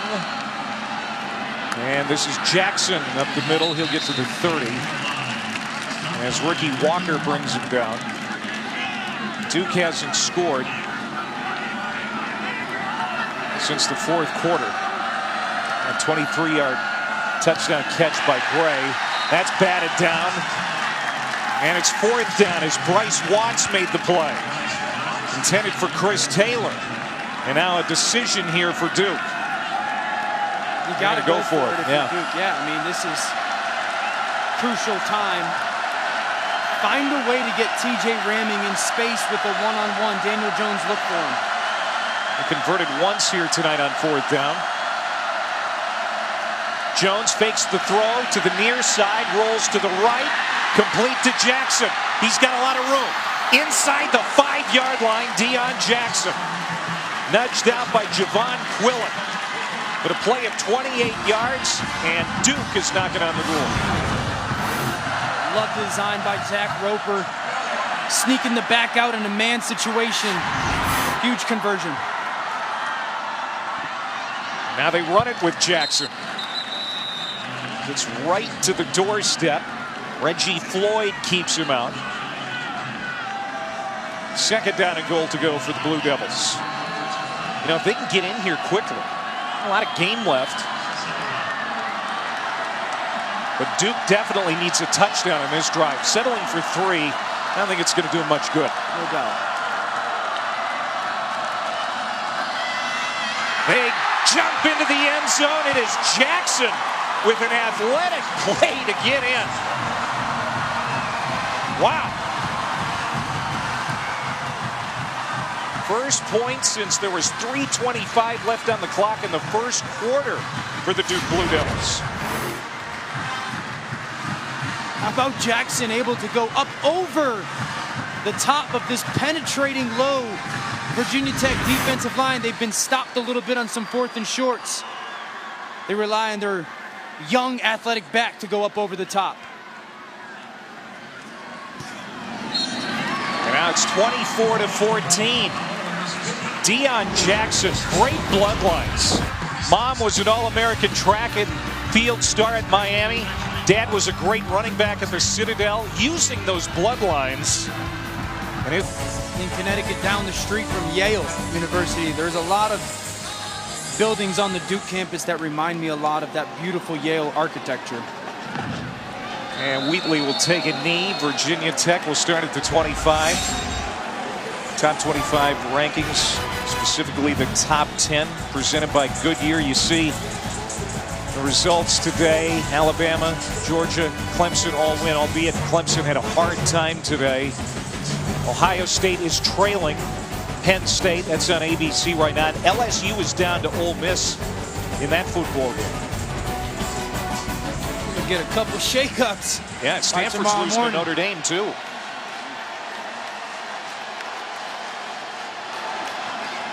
Willis to Grimsley, batted and incomplete. We'll see how Virginia Tech responds now. Maybe a little more pressure on Willis after Duke showed life on their last drive. Yeah, we're going to see some mettle. We're going to see if he's got any inside of him, because this is the closest in this moment it's been. It's also a little bit of pressure on the Duke defensive coordinator, Matt Guerrieri, who's only 29 years old. Can you figure out a way to get a stop on 3rd down coming up?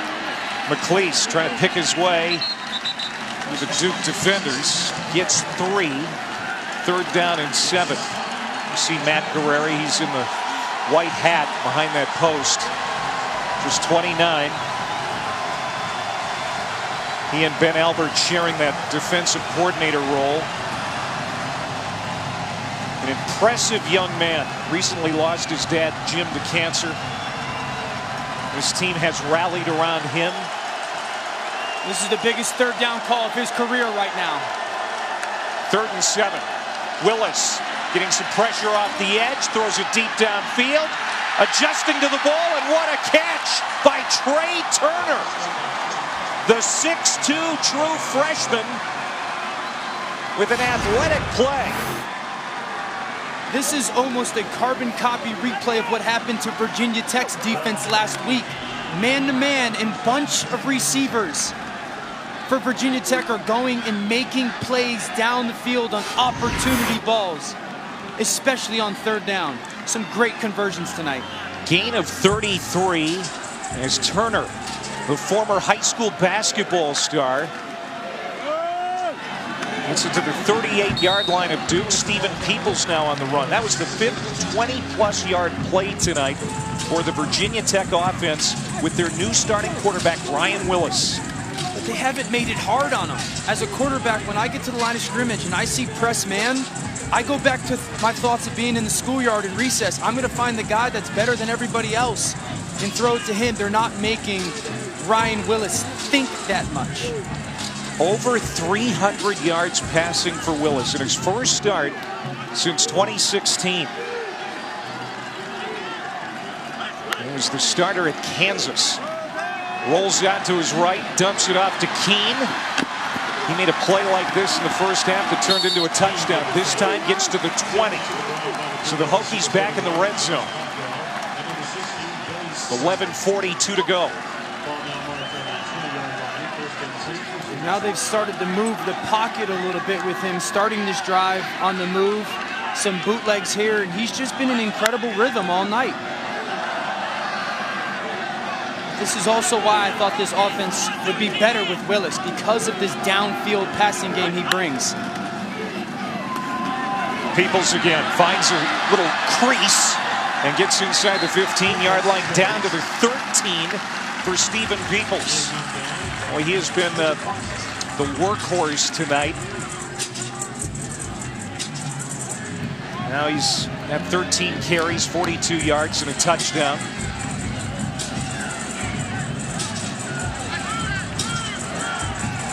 Second and 3.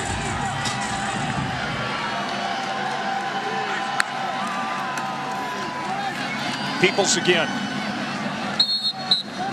A yard short, it looks like. It'll be third down as Giles Harris makes the tackle. And you're making this play call thinking, if you're Virginia Tech, this is 4-down territory. You want to find a way to shut this game down and score a touchdown. And if you're Duke's defense, you've got to sell out here and force a 4th down decision out of Virginia Tech. Matt Guerreri's defense can get a big stop. Willis is going to keep it himself, and he is chopped down short of the 10-yard line. Boy, this is going to depend on the spot. Kobe Kwanzaa, backup middle linebacker to Ben Humphreys, got in there, made the hit, and yeah, they're short. 4th down coming up for the Hokies. And if I'm Justin Fuente, I'm going for this. This field goal, I don't feel comfortable with just a 2-possession lead. I want to go shut the door on this Duke team, figure out a way to go get this and punch in 6 points at the end. Willis goes under center. Kuma in motion. Willis on the sneak. Did he get enough? It was Kwanzaa again, sticking his helmet in there, trying to make the stop for Duke. They may have to bring out the chains for the 3rd time tonight.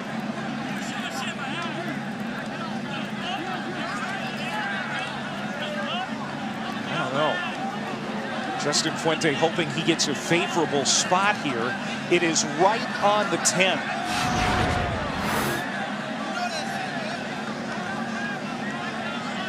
Giles Harris goes over the top to stun Willis in his momentum a little bit right away.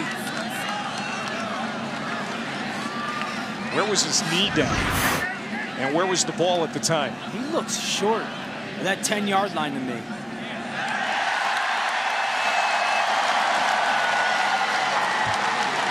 First down, Virginia Tech.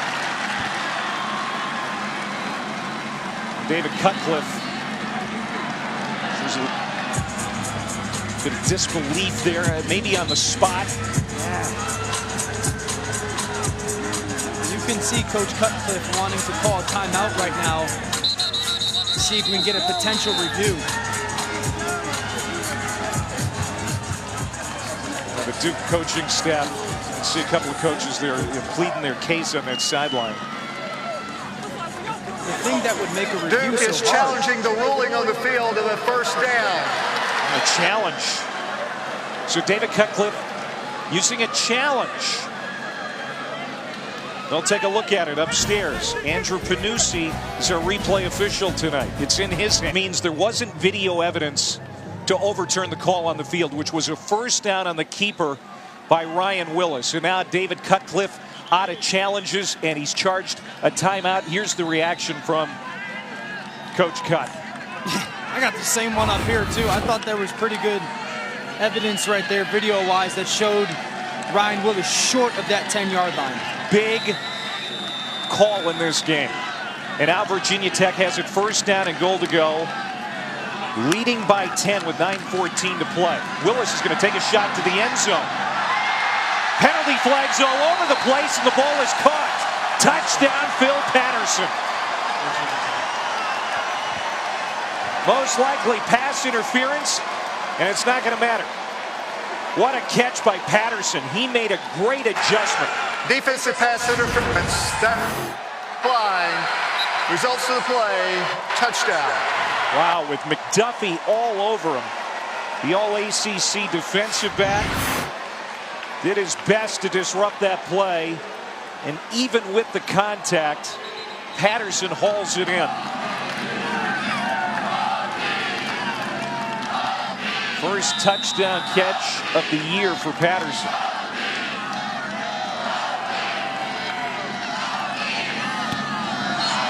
Johnson with the extra point. Huge drive for Tech. It's 31-14. How about Ryan Willis and the way he's thrown the fade ball tonight? Always giving his guys opportunity to make plays. Another one as Virginia Tech extends their lead. Well tonight. 332 yards passing, just threw his third touchdown pass. They went for it on fourth and about a foot. Willis able to pick it up. And that is a huge play in this football game as it's now a 3-score game once again. Let's go to the studio for an update with Chris.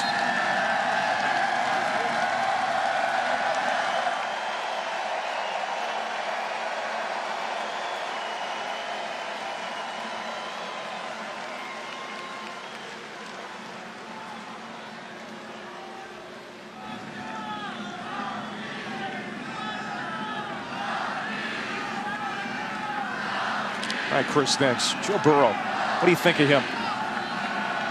He's done a nice job so far. You know, Steve Esminger, their offensive coordinator's really been the key for them in how he's called plays, but he's going to have to play better if they want to make a run at that SEC.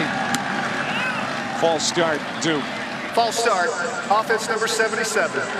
5-yard penalty, first down. Tackle Robert Crayling. Daniel Jones and this Duke offense has been unimpressive most of the night. Again, Daniel Jones back after having surgery less than 3 weeks ago on his collarbone, his left collarbone, his non-throwing shoulder. His pitch out to Deion Jackson and gets back to the line of scrimmage. Let's go back to Chris Cotter.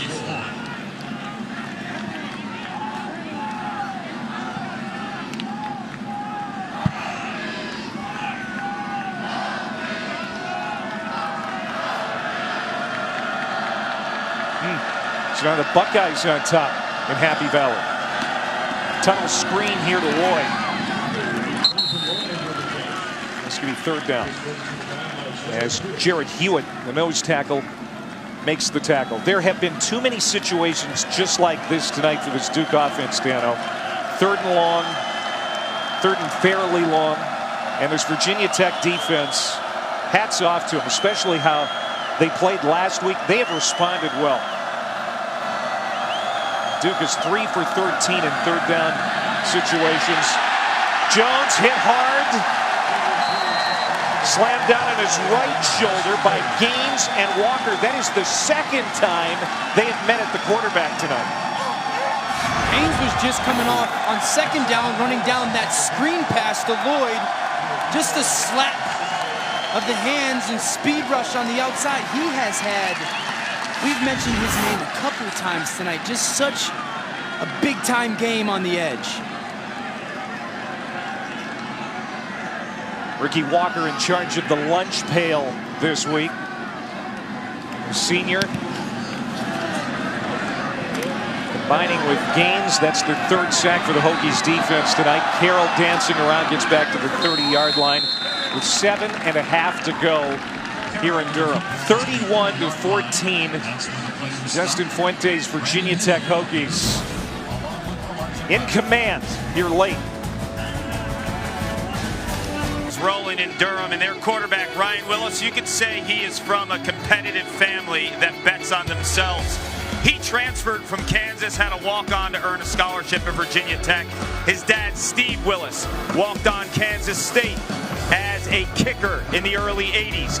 He earned a scholarship. His mom, who might be the best athlete of them all, Lois, walked on the track team at Iowa State. She landed a scholarship, was a 4x400 All-American, and his sister as well. A walk-on at Oklahoma in the sport of basketball. She earned a scholarship. It is hard enough for one family member to be a walk-on and earn a scholarship. 4 of them. That's insane. How about that? Yeah, and he talked glowingly about his folks who are here tonight. You know, in part because it's Willis's birthday. He turned 22 yesterday, and they wanted to celebrate with him. They also wanted to see him make his first start in 2 years. His first as a Hokie tonight. But he talks so proudly about his folks who have inspired him so much. And he has really gotten a second chance here at Virginia Tech, taking advantage of it tonight, too. The most impressive thing is this is his first start in years, like we've said, on the road in a tough environment in a conference game. And he's played like a seasoned vet for Virginia Tech. And at a time when the Hokies are bruised, especially their egos after last week's loss. They were ranked number 13, even had some college football playoff hopes up until last week. But they've refocused here tonight. There's no doubt about it. And they can still win the ACC Coastal. After tonight, they will be 2-0 in league play. If they get quarterback play like they've gotten tonight, and they get guys on the outside making plays like their receivers have tonight, they're going to be tough to beat. Hazelton went in motion, rolling out that way as Willis. He's being chased. Eyes downfield, throws it toward Hazelton. Lands incomplete. It's going to bring up 4th down. So this drive is going to dry up for Willis and the Hokies. But all in all, Justin Fuente has to be happy with the way things have turned out here tonight, especially in retrospect to the loss to ODU. What happened last week was they showed everybody on their team against ODU what happened, what went wrong, how they didn't do their jobs, how it hurt the team, and they showed them all the good things they did and them doing things the right way and how it does impact their better play. Duke will start this drive at the 24 with 5:41 to go. 15-second break. Back poised to go to 2-2 on the year, 2-0 in the ACC, which is more important as Quentin Harris is in to take that snap at quarterback for the Blue Devils. He'll get a couple on the keeper. And it looks like Duke is going to lose their first ball game of the year. You know, they had a 4-0 start last year, too. But then Daniel Jones was nicked up for a while, and they lost 6 in a row. Still ended up having a decent season as Deion Jackson makes the carry. You see Quentin Harris back there for Duke. He's a fascinating kid. He actually lives about a mile from where I live currently in Ridgefield, Connecticut, on the border of Wilton, where he's from. If you talk to people in this program, they call him the president. He might be the president of the United States one day, or he'll be a CEO of a company. This kid has it all from a personality standpoint, and his team loves his selfless approach. Yeah, he has a good understanding of the offense, too, Card. And you would expect that with David Cutcliffe as the quarterback's coach. He hits Bobo here. First catch for Jake Bobo. He turns it into an explosive play all the way down to the 40-yard line of Virginia Tech, a gain of 31. In those games that he's had to play early on in this season, he did not play like a backup. No. He's been the guy that has led this 4-0 start for Duke. Beautiful conversion there. Threw 3 touchdowns in his first career start at Baylor. 3 more last week against NC Central. He's going to take a shot here and lands incomplete. Quentin Harris, 6 touchdowns, no interceptions on the year. His completion rate isn't great, but you can see that he was more than a capable backup quarterback when they really needed him. It speaks to the depth that David Cutcliffe has built here at Duke.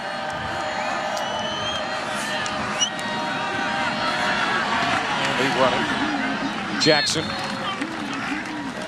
You know, the thing that's been most impressive about Quentin Harris is handling a tough situation. I mean, Daniel Jones is a really good quarterback, and then you're asked to step into his shoes and lead a team with some high expectations. They've talked about how they thought this was going to be a special year for them since the beginning of January.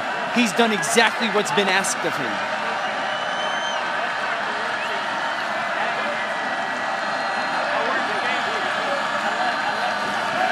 The 30 to keep the drive alive. They swing it out to Hubbard, and he's going to be well short. It's going to bring up 4th down.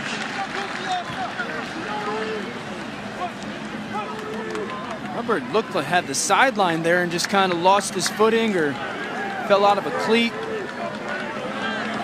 So they're going to keep the offense out of the field. Nothing to lose here. But, you know, what does it say that Harris is out here instead of Daniel Jones at this point? we're struggling to protect Daniel Jones. I don't know if that's we got to make sure that he's with us for the long haul.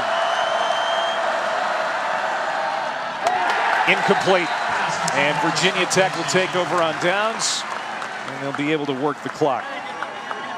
The young point guard for the Lakers, ready to play with greatness. You know, LeBron is the definition of it. That'll be the narrative for their season. Oh, listen to you. You are not a one-trick pony. You can talk about it, just about anything. I'm going to ask you about tiddlywinks.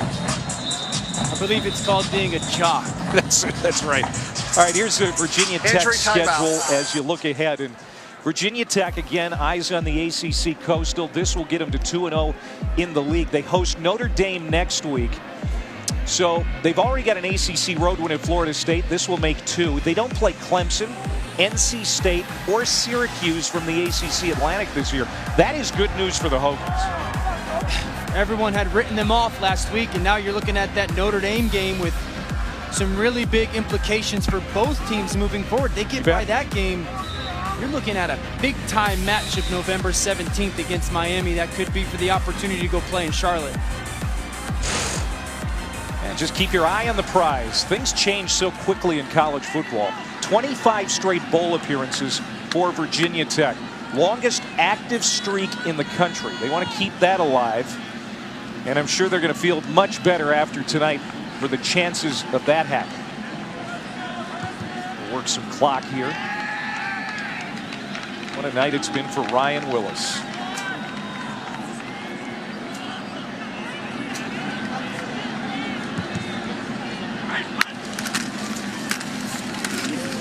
Right up the middle. 3rd down coming up. Let's take a look at Dano's.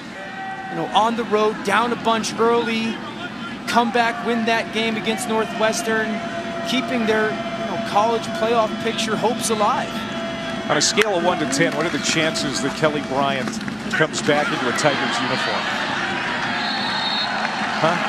Any? 1. You know, first of all, Trevor Lawrence.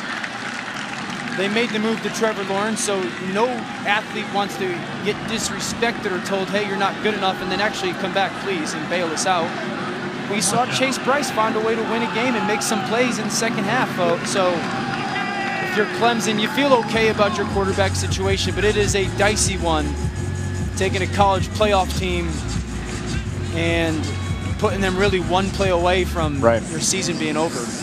Now, it worked out today for Clemson. It'll be interesting to see if they fall in the polls. It's going to matter, of course, what Ohio State does tonight with Penn State. And we get a timeout here with 23 seconds to go. Timeout, Virginia Tech. First charge of the second half. 30-second timeout. Looking ahead for Duke. They're on bye next week. They wanted to go into the bye 5-0. That is not going to happen.